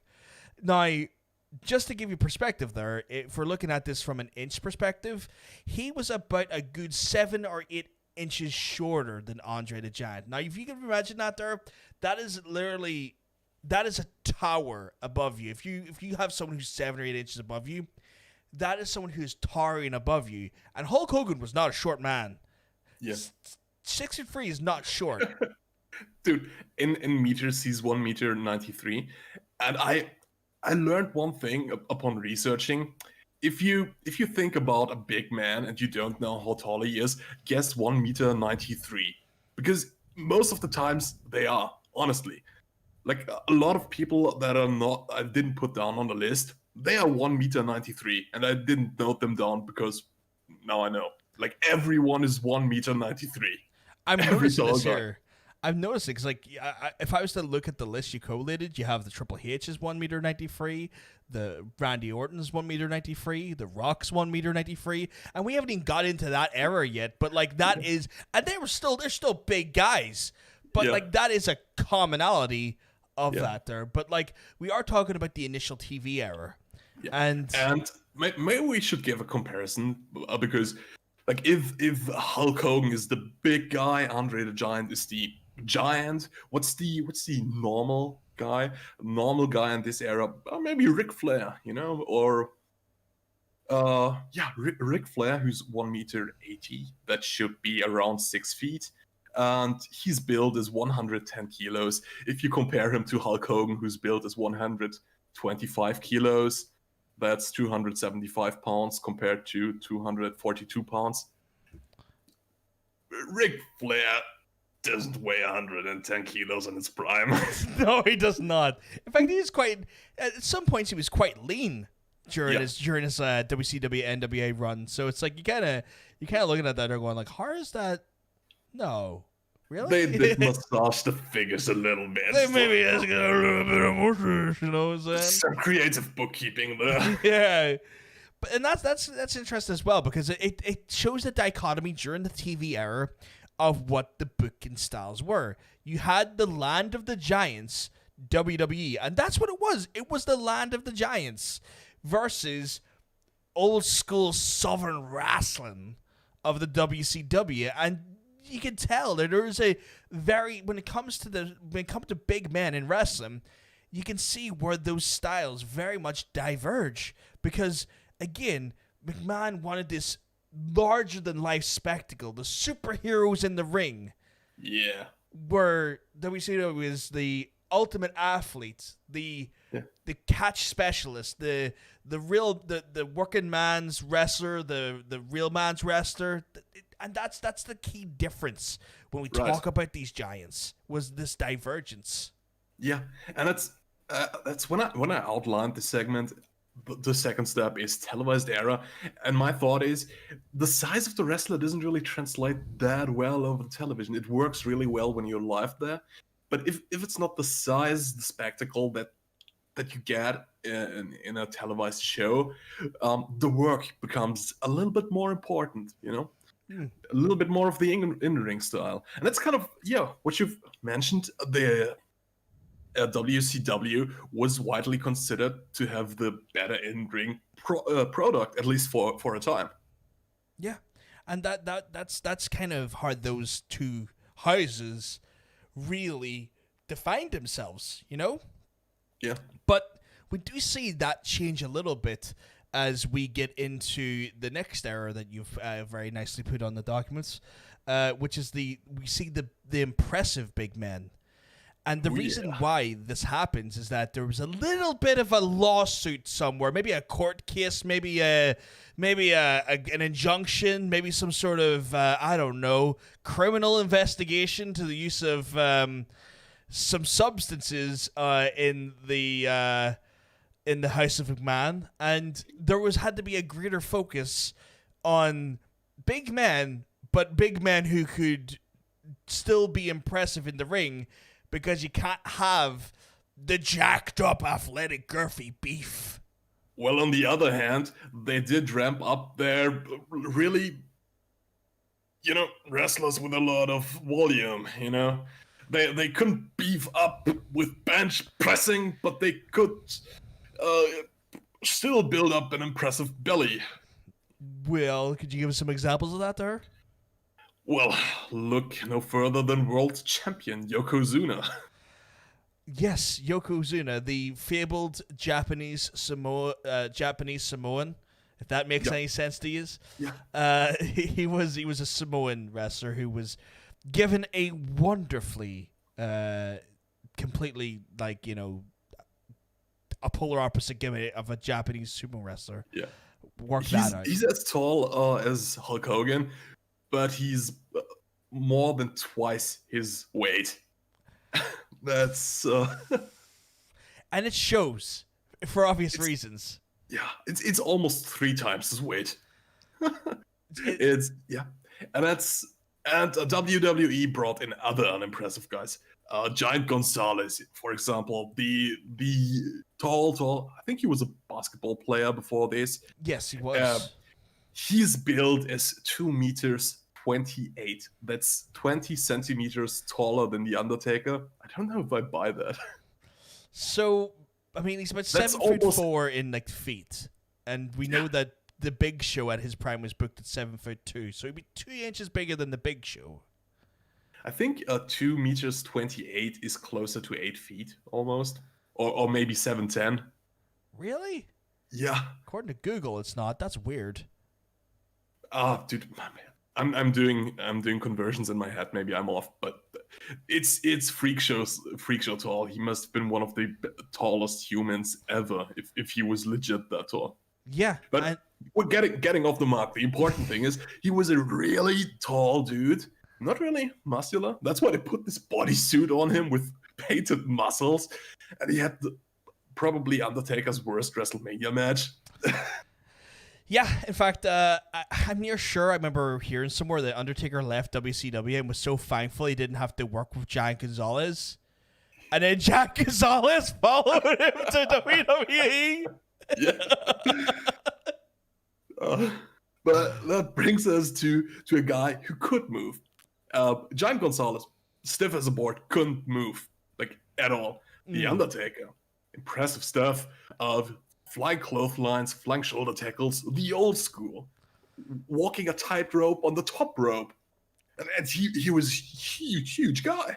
Yeah. Impressive, right? Yeah, Undertaker, we're talking he wasn't that short. Like, according to the calculation here, he was like 6'8". He was a tall boy. He was substantially taller than Hogan.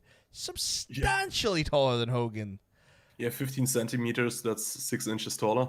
Yeah, which is just ludicrous. Like, I mean, he wasn't that far off Andre's height technically. Yeah, 2 inches. Like, crazy.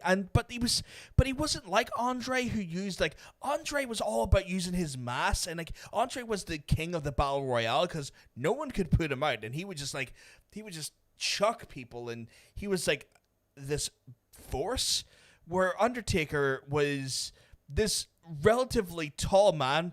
He had enough muscle on him, but not too much. But he was very, very versatile. He was very quick. He was just a unique entity in a time where men at that caliber, like you said, were just big, athletic, girthy beasts. I mean, we should mention the counterpart to Yokozuna, maybe, which could be said. Vader is a rather round-shaped man who could move like a beast. Like, he is the proto Keith Lee. Yes, that's a brilliant way to call it. He is literally the foundation of what Keith Lee is made of. Yeah. He had a phenomenal run in New Japan, which led to him being signed to WCW, which then also led him being signed by WWE, arguably where he done his worst work. But even after like his terrible bookings in WWE, he was still able to go back to Japan and make a hell of a living.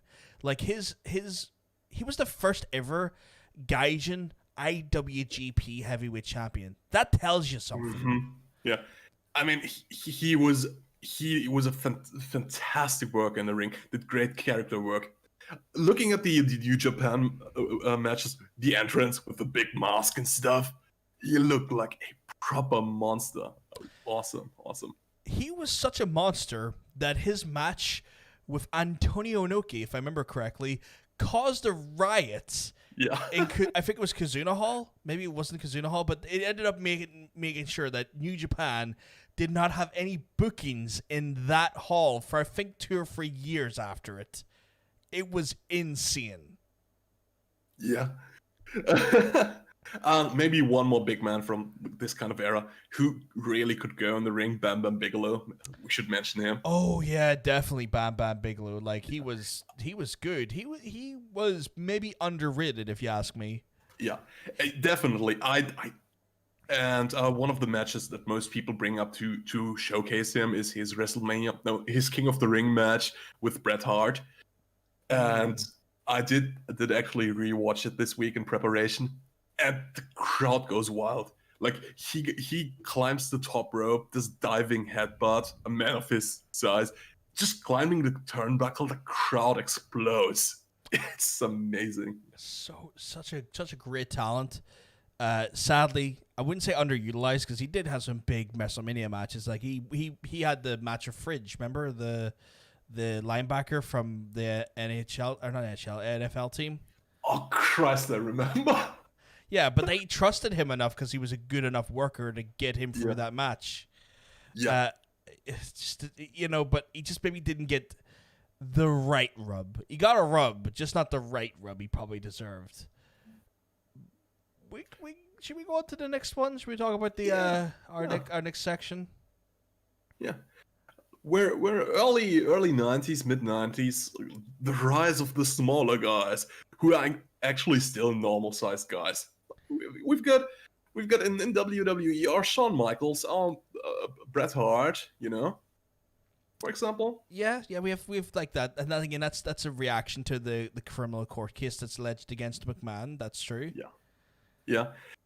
Just to give a comparison out, those are both about 1 meter 85. That's 6'1" about, and 103 kilograms. That's Shawn Michaels. That's 227 pounds. That's kind of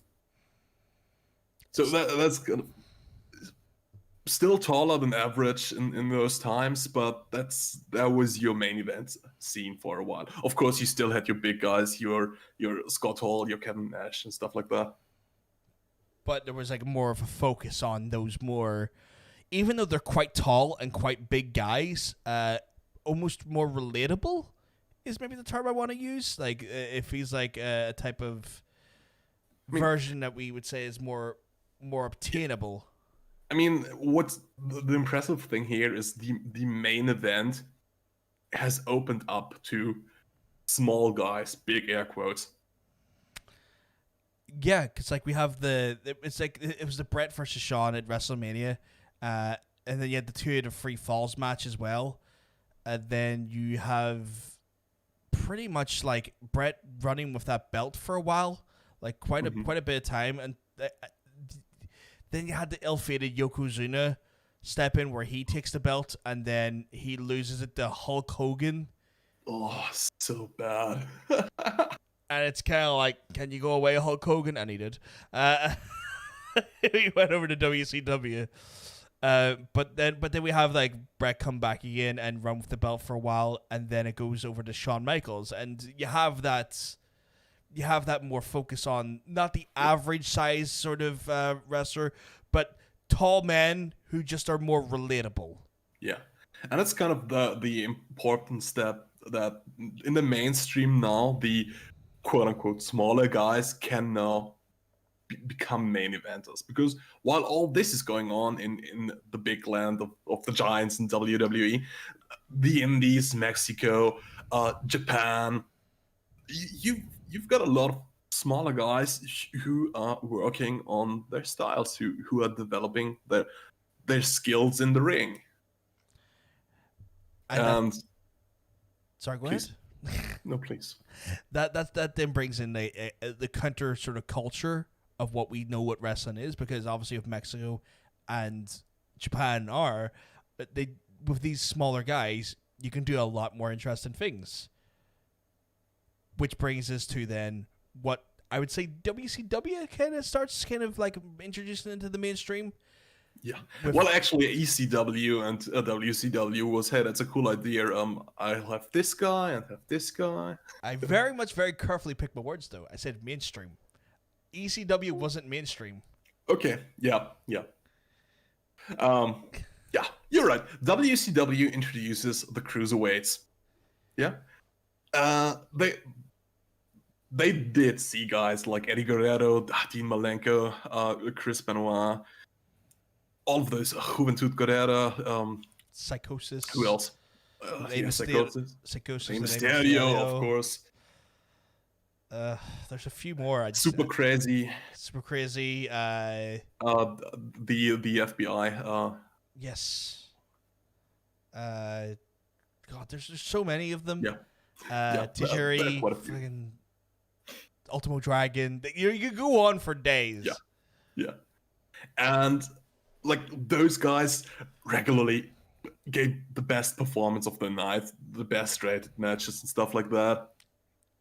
Yeah, to the point where people like Scott Hall were like, how do I follow that? Yeah.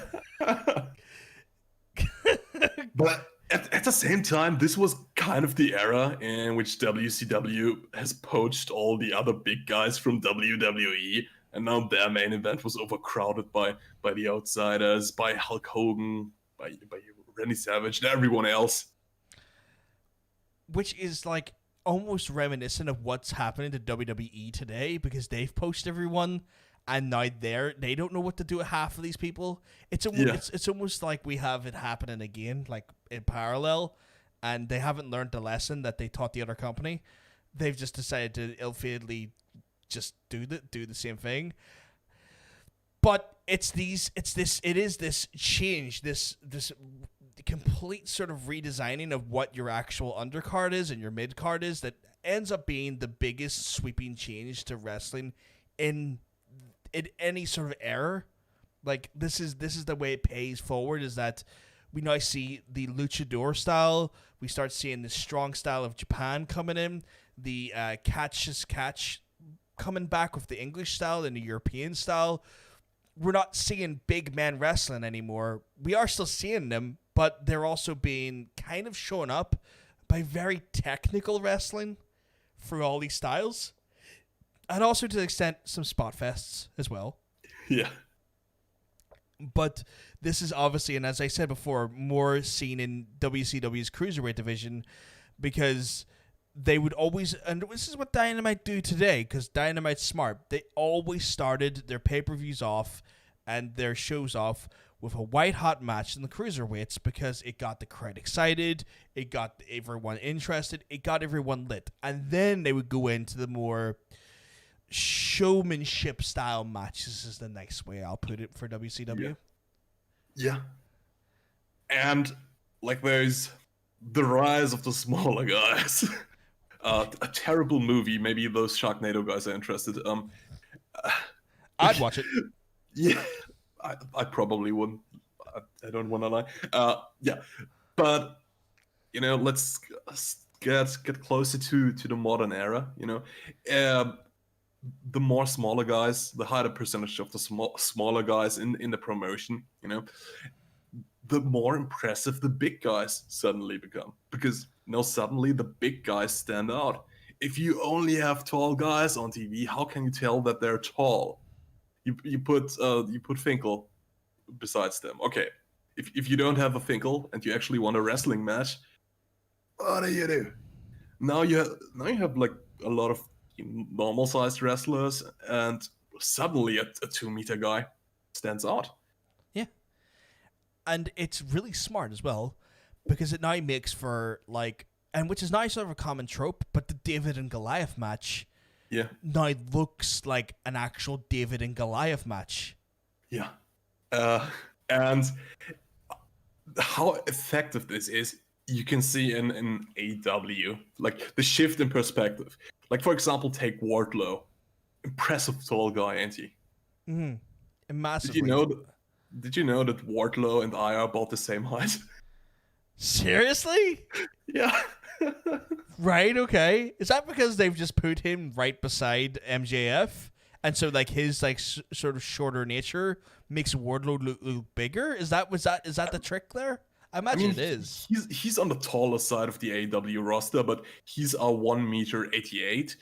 That should be 6'2.5", between 6'2" and 6'3". Yeah. Yeah. He's on the taller side. If you're wondering, Lance Archer is the tallest guy in AEW with 2'3". That's 6'5" maybe. Yeah, but 6'5", 6'6". Yeah. And Luchasaurus, second tallest guy. What's he coming in at? Oh, sorry, Luke Harper, second tallest guy. Oh, Luke Harper. Luke Harper is an inch smaller than. So maybe about 5 foot or 6'5", 5'5". Jesus Christ, 6'5" then. Yeah, and a Luchasaurus is another inch smaller than Lance Archer, 6'4"? and not Lance Archer than Luke Harper. Right. Okay. So even the giants in AEW were not even as giant as some of the people 10 years ago. Then the other guys, Dustin Rhodes, Billy Gunn, those are in the 1.93 m club. You're 6'4", 6'5", 6'5". Yeah, but it's 6'4", 6'5", yeah. Yeah. So it's and the thing as well, Dustin's always has portrayed quite a tall figure as well. But you wouldn't think they were in the cut-in distance of the likes of Luchasaurus because again, I guess it's perspective, and AEW and modern day wrestling has done it really well where they'll put these guys beside quite short people, because I guess Luchasaurus has the biggest advantage here because if he's tag teaming with with Jungle Boy, he looks really tall. If he's tag teaming with Marco Stunt, he looks like a giant. Yeah. And it's I don't think they've ever. No, basically every time he fights someone, there are smaller guys in the team. There's not a team of bigger guys. Yeah, he's faced off with the big guys. There are always smaller guys on the opponent's team. He can still tower over them. He can still overpower them. And it's how many people did we name now? Five big guys in AEW in a very stacked roster of Yeah. 50 capable guys. And those 5 guys can stand out, and that's the impressive thing. And that comes with a really interesting sort of point, because we did talk about the cruiserweights as well. They're not just big guys. These big guys also do incredibly death-defying things, like the flexibility. Like when Luchasaurus does his choke slam into his shooting star press, or not shooting star press, like a moonsault, yeah, like a standing moonsault. You're like, what the hell? Yeah, he's impressive. Lance Archer is impressive. Lance Archer is really impressive. Yeah, like Adam Page is probably not that short, and he does a standing shooting star press. Yeah. Like, dude, Lance Archer, when I first saw him in the mid 2000s, when he was still known as Lance Hoyt, I was like, holy freaking frick! That's the most athletic big man I've ever seen. And he was younger back then. He could still do more. He's still impressive, and it was a great thing in TNA. He was wrestling amongst smaller guys still, because he was the tall guy in the X division, Oh my god. I was gonna say him in the X division must have been like Andre the Giant amongst like literally anyone from today's roster. That must have been insane. But those guys blew my mind, Yeah, like I could imagine like the X division was like insanely flexible, probably the wrong term, but like insanely like capable of amazing athletic stunts. And then you got Lance Archer, who's doing almost the same stuff and keeping up with them and just leaping over ropes and through ropes and things. You're like, Jesus Christ. But that doesn't mean we're not falling afoul of some of the tall men, lesser known and desirable attributes in the modern age of wrestling. Case in point of Mr. Greg Holly, who is just, the Greg Holly is probably this generation, or maybe we're just passed into a new generation, but his generation's Giant Gonzalez. Like the Greg Holly was bloody massive, but he could not move to save his life. He was stiff. He was so stiff. Like his back was clearly just not healthy. And Greg Holly, he comes in at 2 meters 16 centimeters. Like if we put that into feet, that's about 7 foot odds, but he couldn't move. He was so stiff and so rigid. And then he beat The Undertaker clean, and that was weird. And it wasn't even the one-off freak show. No, they kept him around for a long time. Yeah, they kind of got smart after a while and went, "We'll just make him comedy," and didn't make him actually destroying talent and burying talent with him. They could have, but they didn't, thank God. They did do this for a long time, though. His destructive run, it felt like an eternity. Probably was 2 years, maybe. Yeah, but thankfully the people he destroyed were almost like Teflon to him. Like Undertaker could take that loss and still be the Undertaker, if you know what I mean. Yeah. But it does show that even in the modern era, we are still kind of susceptible to these big man gimmicks that just don't pay off. Let's maybe look at the other side of the big man gimmicks in modern WWE. Take a look at Jinder Mahal. I mean, he's not that tall, but he took a break. He beefed up. Hey, have a world title. Yeah, it still holds weight. Putting on weight in the WWE. True. There's still the old adage of Vince McMahon, those big sweaty men, is still there. It's still very much there, And he also does like the big sweaty fat man. I mean, let's look at Otis here. Otis was given a Money in the Bank briefcase that he still has yet to use, and he's arguably probably much like the sort of, I would describe him on the more Bam Bam Bigelow, Vader side of things, maybe even going towards Yokozuna in his way his weight holds. Like he's not like maybe like Keith Lee, who'd be more like the Vader. Yeah. But he's definitely a man who holds weight in a different way, but has still been given some sort of a push. Yeah. I'll take the Viking Raiders. Oh yeah, They're probably more your Bam Bam Bigelow. that's true. That's fair. That's like a tag team of Bam Bam Bigelows. Yeah. But it's interesting because while we definitely have evolved for the years from like the golden age and the non-TV era, there is still definitely, and it's probably very much a Vince directive, but there is still a lot of those holdovers in what we see from big men. We're just lucky that through the evolution, and I think the cruiserweight division has a lot to be given credit for here. It's forced these big giants to become nimble giants, and it's going to be very interesting to see how this goes forward, because the modern day criticism of wrestling is that there's too much flips.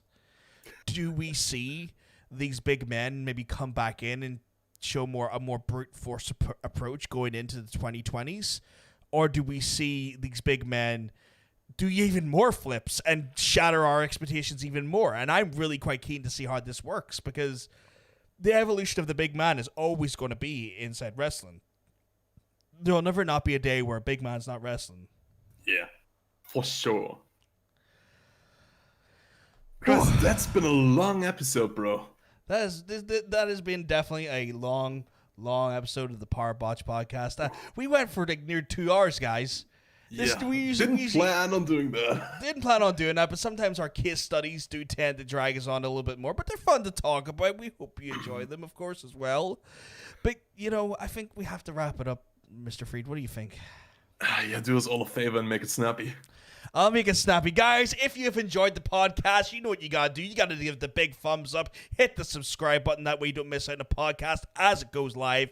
Of course, these longer episodes are long, but don't worry. We got you covered. We cut the best segments up. We put them on YouTube in the following week so you can digest in a better format. You know what? Maybe you want to give them a share. Maybe you want to give them a like too. That'd be great. You, of course, have been joined by the fried one, the triple F, I can't remember what he defined himself as earlier, but it was certainly something different. Powerful, bro. Fried and powerful. I like that, actually. But if you want to check him out more, you can always check him out at his Twitch channel. It's twitch.tv, freed_1. Of course, I am John. I am PVG. If you want to see more of my stupid face, well, you can check it out at twitch.tv/itspvg, as well as Twitter at OdinPVG. But guys, I've been asked to cut it loose quite quickly. We're going to love yous. We're going to have to leave yous. But we'll see yous on the next podcast. Have a good one, guys. Peace.